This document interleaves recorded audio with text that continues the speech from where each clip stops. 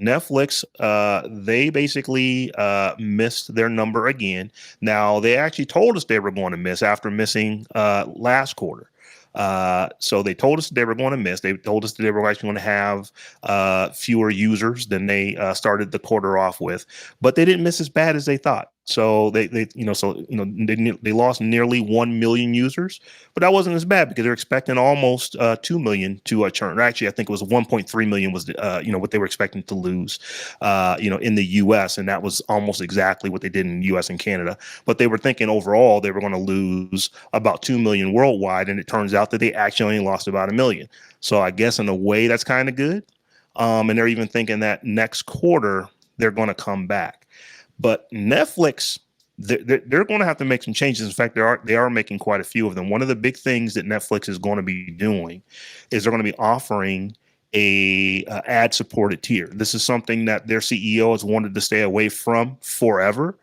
But ultimately, what's happening is that they have a ridiculous amount of watch hours. I want to say that they are up to 1.3 trillion watch hours. That's more than any American network. So that's more than CBS, which is number 2 to them, which is significantly south of that. It's more than ABC or CBS and or NBC. If you add those two up, they just get above where Netflix is. But Netflix is literally dwarfing everyone else. When it comes to streaming services, it's Disney. It's like 256 million. So once again, they are ridiculously far down the line as far as just the number of watch hours. But what Netflix can't do is they can't actually run ads, or at least they're not running ads right now. So it doesn't matter how much people are actually watching. They can't monetize. Once they get you, that's where their money comes from. Where all the other streaming services, once they get you, they get money from you for getting you. And they also, if you don't pay to not have ads, they get you there as well. And so if you were to think of Hulu actually makes more money off of ads than they do off of subscriptions. That's still the case for them. So the potential for Netflix could be substantial, but right now they're kind of going through it. So just kind of wanted to get your thoughts on it. Do you have Netflix accounts? Are you streaming? Do you watch a lot of content on Netflix? How's it going for you? I still I have don't. my account. I Yeah. don't like I have it because I have it, like, because it doesn't make sense to get rid of it. I don't watch it as much as I used to, just because I just don't watch that much as much television as I used to. I think the idea that their Netflix growth goals, I think, might be just a little bit unrealistic based on how many other streaming services are out there right now. I don't know. I think whoever, forecasters or shareholders or something, need to cut Netflix a little slack. I just think the way the That ain't market is happening. saturated, yeah, Man, and no, it's not gonna happen. But just with they the didn't way cut the him in his market is lack. saturated, yeah, that just doesn't seem realistic to believe that you are going to just keep growing. I mean, eventually you're going to run out of people to subscribe to this platform. Like, it just feels like they think that they should just keep growing, and I'm like, that's just not a realistic Yeah. expectation to have at all. So I don't know, but I would watch ads if it meant you wouldn't like bother me about who else is connected to my account, because the And if I people had gonna to, still be connected to my account. right, right. And if I didn't have to pay that much for, not lackluster is not the right word, but it's the entertainment aspect, the content aspect doesn't Hmm. match up with how much it costs. The So pricing, that's right. if I could pay less and just watch some ads in order to get the same okay content, It's true. I do that. I do that Netflix in a is the heartbeat. most expensive one. It's true. Netflix is It's expensive as yeah, heck, it's as it's heck, it and really it's just is. like, compared to Disney Plus or some of them other ones, Netflix needs to fall back on that whole y'all can't share accounts when you charging people $20 a month for that stuff. So like Yeah. like So you said, that the content is just okay, you Hmm. know. So I think one of the things that's going to happen with Netflix is that they definitely are going to come after the people who are sharing their passwords. They're already doing it in other places around the world. Eventually, that's going to catch up here. What'll be interesting though is that the amount that they're asking for it, when you multiply the couple $3 or whatever it is for for the additional accounts across the tens of millions of homes that are doing it, that money is going to add up, each month, and that'll definitely bolster their bottom line. But I wonder, how many people, like, if you're not paying for Netflix right now, like, I look at it like this. I know that my password is not shared out, extravagantly, but I know, like, my daughter, she uses my Netflix account.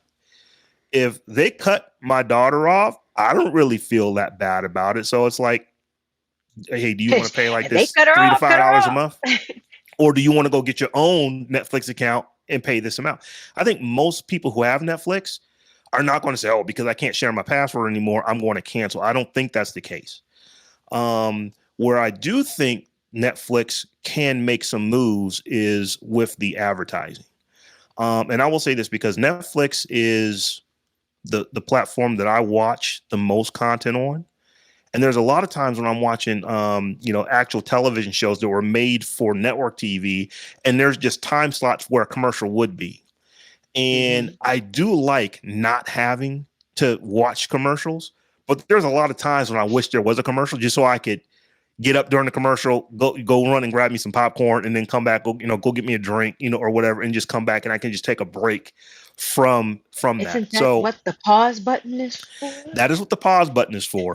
But you still need a prompt. You need a prompt of when it's supposed to happen. So I don't know that I would be opposed to commercials. What'll be interesting to see is how many people who currently have a Netflix account would say, I want to keep my Netflix account, but I want to actually pay less money for the account and get ads. I don't know that that's a big number, because it's like once you've already conditioned yourself to pay the almost $20 a month that this thing costs. No, I would pay less for ads. So okay. Yeah, I would absolutely pay less for ads. And then, Rob, you got to consider, the competition is only going to grow. So right now, people may condition themselves to say, $20, $19, $15, $20 for Netflix ain't that bad. Well, that's right now. Now, when NFL comes out with their streaming service, which they are already doing, coming out with a streaming service, and I could go to NFL app or NFL.com and pay to get football channels and football content and extra stuff and all the things the NFL offers. But then they want $5, $6, $7. Now I'm like, all right, well, now somebody's got to get chopped off at the knees. You think about the fact that Apple TV just got all the MLB games, and they're trying to get Direct TV, and they're trying to get Sunday Ticket. That's what's going to mess us up, is the fact that these sports franchises and major movie franchises and things like that are moving to specific streaming services. So you have to have a piece of each of them to get the kind of content you really want. At this point, I'm like, can't we just go back to cable?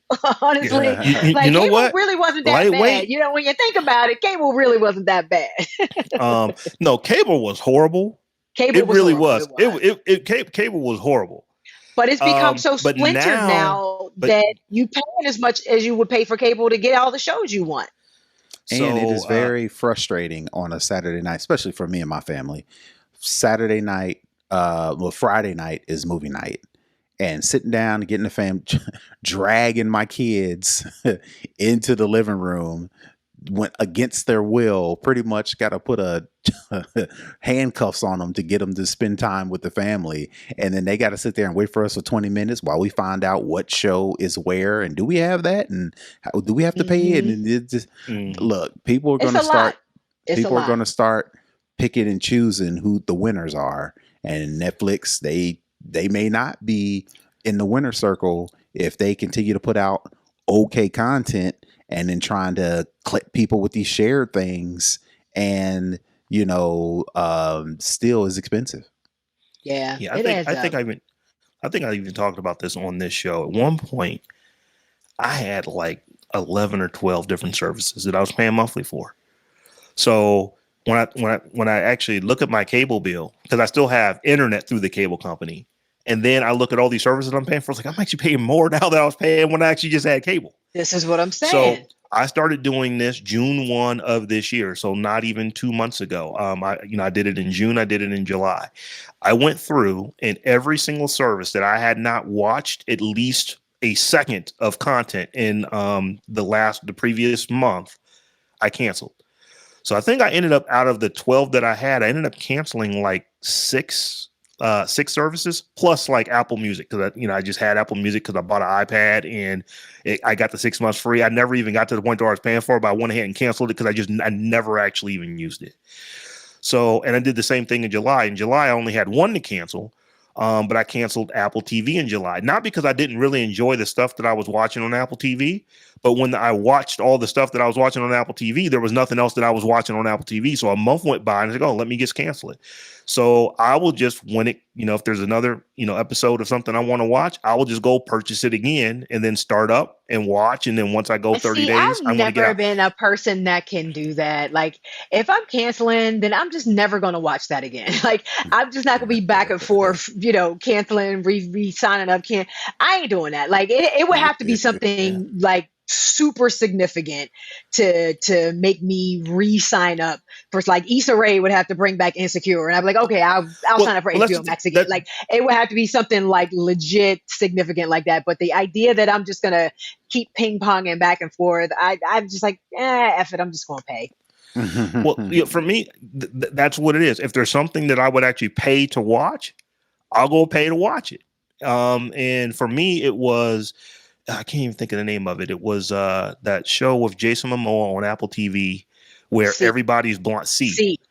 I really like that. So I watched it. I watched the first season. I watched the second season. Once C was over, For All Mankind was something that people told me about, but it was like maybe 3 episodes, and it was actually really good. I just didn't get into it to keep watching it every single week. You didn't watch the one with Sam Jackson?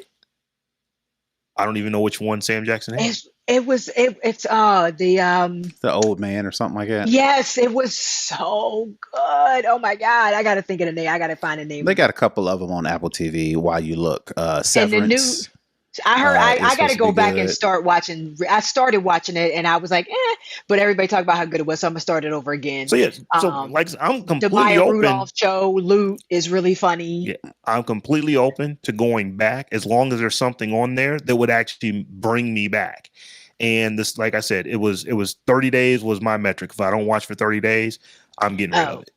The Last Days of Ptolemy Gray was Sam Jackson's Never even show. heard of it. It was so good. Oh my gosh, so good. Anyway, I digress. Yeah. So I'm keeping all my stuff. I'm keeping all my stuff. Bottom line is I'm keeping all my stuff. I need all my stuff. all my stuff. But Netflix is saying, however, that they do believe that in the by the end of the next quarter, they will be back to adding net subscribers.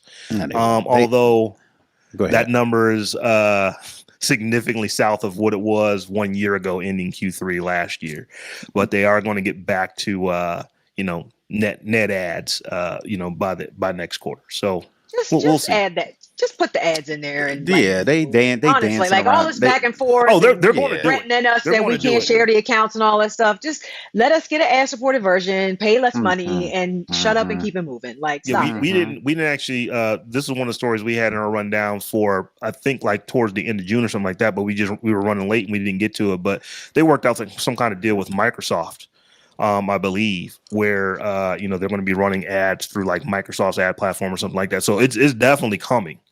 I think in 2023. So they're actually getting it a little quicker than what we even thought when they mentioned that they were thinking about doing it last year. Let me pay $9.99 again. Yeah. I want to be back to paying $9.99 for my Netflix.